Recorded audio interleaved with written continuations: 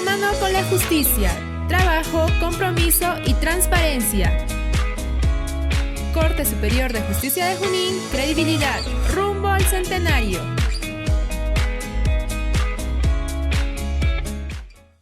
Muy bien, y estamos nuevamente acá en la Casa 15 y esta vez pues ya en nuestro tan esperado bloque de la mano con la justicia para poder informarnos un poquito más pues acerca de temas importantísimos y como ya lo venía mencionando en el anterior bloque, el día de hoy me encuentro con el doctor Fernando Sánchez Cámac, quien es juez del 5º Juzgado de Familia del Módulo Integrado de Violencia, con un tema bastante importantísimo que quizá por ahí alguno de nosotros nos sintamos identificados.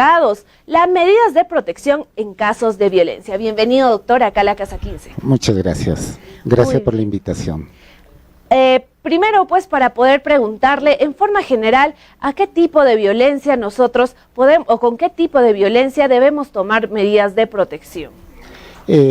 Buenas tardes. La ley 30.364, que es la ley que determina y regula y combate la violencia contra la mujer y los integrantes del grupo familiar, establece principalmente 4 tipos de violencia: violencia psicológica, violencia física, violencia sexual y violencia patrimonial. Entre todas ellas, por ejemplo, los ejemplos clásicos en violencia patrimonial es cuando el papá o la mamá no quiere dar los alimentos a los hijos, por ejemplo. Clásica, ¿no? Clásica, especialmente de parte de los varones. Es muy poco frecuente en las damas. Y además la violencia psicológica, que consiste en insultos, en agresiones de ese tipo. La violencia física en vías de hecho, ¿no es verdad? Puñetes y todo lo demás. Esos son los principales tipos de violencia que establece la ley. Muy bien, entonces por ahí ya sabemos pues identificar qué tipos de violencia, en este caso familiar, que son 4, ya ustedes lo han identificado. Nos podemos ahí pues nuevamente, ¿no? Como lo digo, identificar y saber qué tipo de violencia están cometiendo quizá frente a nosotros. Y muchas veces no solamente se cometen de padres a hijos, sino viceversa. Entonces también hay medidas, tenemos que tomar medidas de protección frente a esto, porque no es correcto. Definitivamente no es correcto. Y para eso yo quería que usted me dé quizá algunos ejemplos frecuentes, los más comunes que se han visto acá en nuestra región, para que puedan entender pues todas las personas que nos están viendo de qué estamos hablando. De acuerdo a las estadísticas, casi al 97-98% las agresiones suceden en contra de las mujeres. Por eso la ley dispone que es una ley que combate la agresión o la violencia en contra de las mujeres, pero además en contra de los integrantes del grupo familiar. Entonces, nosotros tenemos que establecer en forma clara que la mujer está bien protegida por la ley. No hay violencia contra la mujer, pero además no debe existir violencia dentro del hogar. Es decir, incluso contra el esposo no debe haber violencia, claro, contra los hijos, por supuesto, contra los hijos o de los hijos contra los padres. El grupo familiar incluye a todas las personas que comparten el hogar, que tienen una ligazón de sangre, una ligazón común. Entonces, la ley establece que dentro del grupo familiar y contra la mujer no debe existir violencia de ninguna manera. Muy bien, yo le pongo algunos ejemplos que he visto bastante frecuente acá en Huancayo. Por ejemplo, el hecho de que ya cuando nuestros padres son adultos o adultos mayores y sufren, por ejemplo, de alguna discapacidad, justo hoy día celebrando el Día de los Discapacitados, a veces los hijos los abandonan. ¿Eso también es considerado como un tipo de agresión? Por supuesto, y además por la condición de vulnerabilidad de un adulto mayor. La ley protege y dispone que los hijos no pueden maltratar a los padres, no pueden violentar a los padres, no pueden dejarlos desamparados a los padres. Así como los papás, cuando nosotros éramos pequeñitos, nos han protegido, nos han amparado, nos han alimentado, es lo mismo. Ahora que mi padre tiene 80 años, 90 años, 70 años, es obligación de los hijos amparar a los padres, cuidar a los padres, alimentar a los padres, cuidarlos en todos los aspectos de la vida para que tengan una vejez feliz. Claro que sí, es cierto pues que nuestros viejitos, nuestros ancianitos ya cuando están en una etapa ya que a veces hasta terminal podríamos decir, requieren bastante cuidado de nosotros como hijos, así que atento que también es un tipo de agresión. Y también pues la clásica, ¿no? Yo veo que hay muchos padres que mandan a sus hijos a las calles a vender en pleno frío, los tienen desamparados. También es un ejemplo. Es un tipo de maltrato, de agresión a los hijos, porque los hijos no pueden trabajar, los hijos menores de ninguna manera. Justamente para eso están los padres, para cumplir su función de alimentarlos, de educarlos, de lograr que sean unas personas que sirvan a la sociedad posteriormente como profesionales, que tengan una vida propia. Y para eso hay que educarlos, no hay otra manera. Claro, definitivamente es todo un... Por algo por algo vamos a ser padres, ¿no? Si es que tú quieres ser padre, tienes que saber la responsabilidad que todo esto trae y las consecuencias que traen también si es que no los cumples.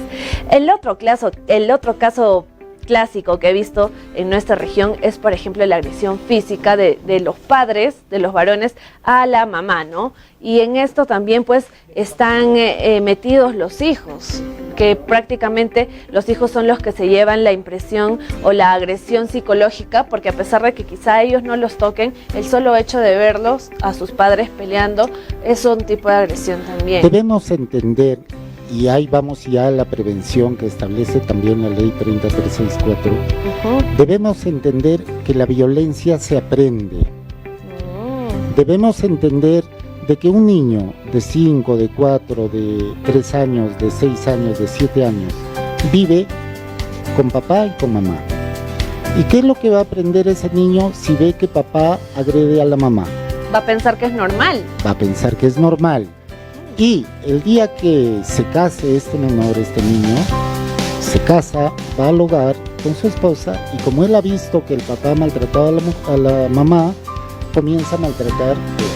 Claro, van a seguir cadenas que lamentablemente son difíciles de cortar. Entonces, a través de este medio que llega a toda la sociedad, pues tenemos que decir que los padres tenemos que tomar conciencia sobre nuestros propios actos.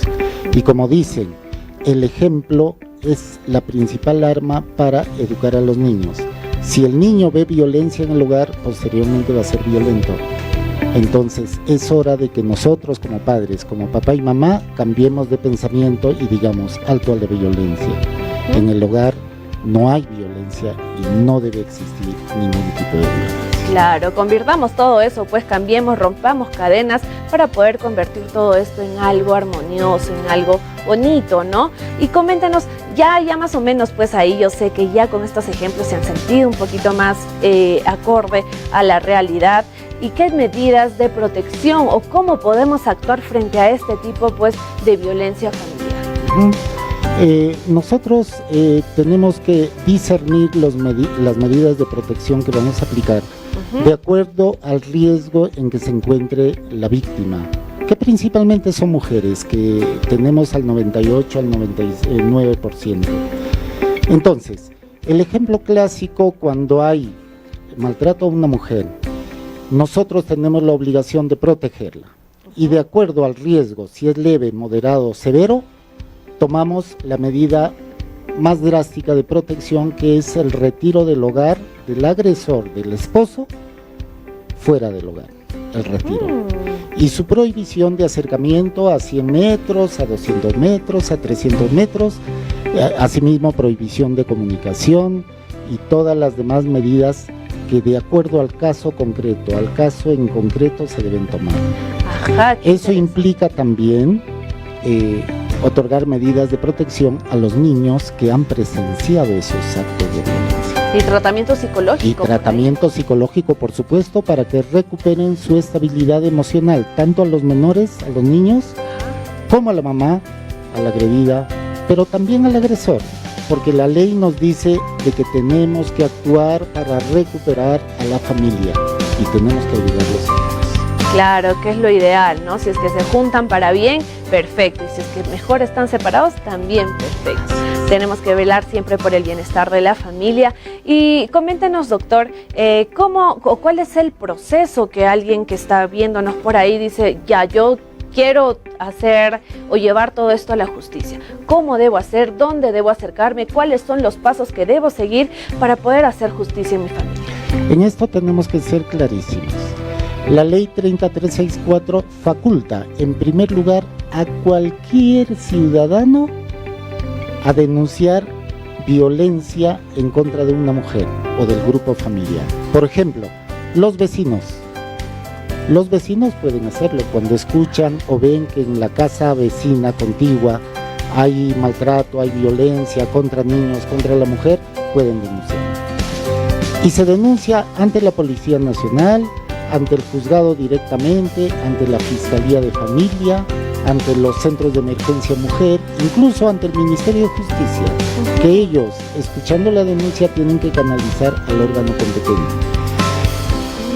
Entonces, todos estamos facultados para denunciar cualquier hecho de violencia que se pueda observar o de la cual se sepa, tenga noticias. Ahí yo tengo una observación, doctor, porque también he visto por ahí que hay algunas autoridades que no hacen caso a este tipo de violencia, porque es bastante común, es bastante frecuente, eso se ve, a diario, la violencia familiar, y a veces dicen, pero no me llevas las suficientes pruebas para poder hacer efectivo pues tu denuncia, o solamente tienes un moretón por acá o por allá y eso no procede. Y entonces estamos también ahí como autoridad faltando, no haciendo cumplir el correcto procedimiento de esta ley. Usted refiere a un elemento importantísimo. No necesitamos pruebas para denunciar una violencia. No debería, ¿no? No necesitamos, absolutamente, eso lo dice la ley. Ajá. No necesitamos pruebas para denunciar una violencia.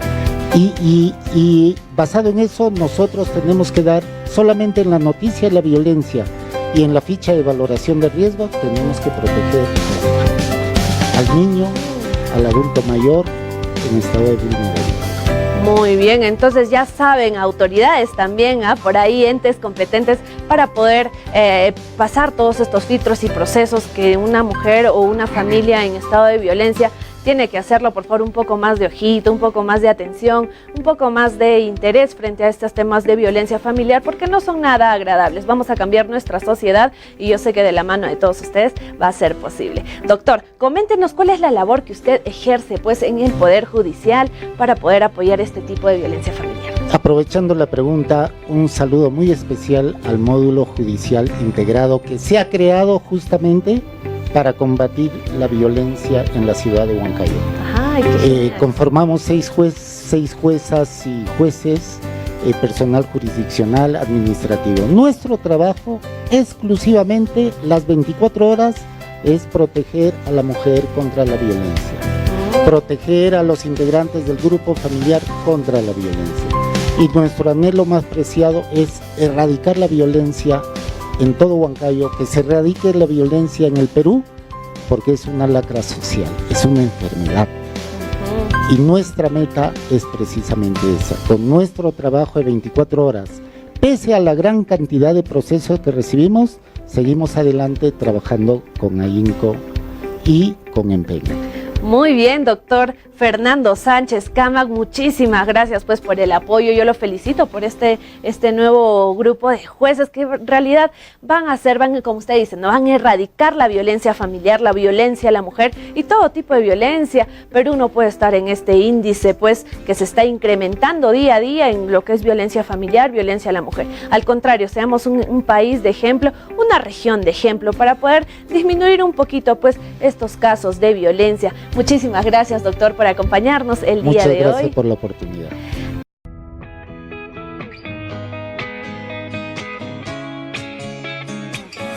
De la mano con la justicia, trabajo, compromiso y transparencia. Corte Superior de Justicia de Junín, credibilidad, rumbo al centenario.